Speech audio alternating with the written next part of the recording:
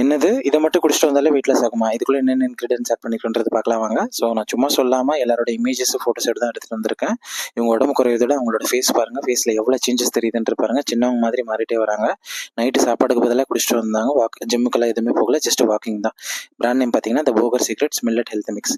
இதில் கம்பு, ராகி, குதிரைவாளி, கருப்பு கவுனி அரிசி, கருஞ்சீரகம், மிளகு இது எல்லாமே ஆட் பண்ணியிருக்கோம். ஹோம்மேட், ப்ரிசர்வேட்டிவ்ஸ் எதுவுமே கிடையாது. இது எப்படி செய்யணும்னா 2 ஸ்பூன் பவுடர் எடுத்துக்கணும். இதோட நம்ம 2 கிளாஸ் தண்ணி நம்ம எடுத்து ஊற்றிக்கணும்.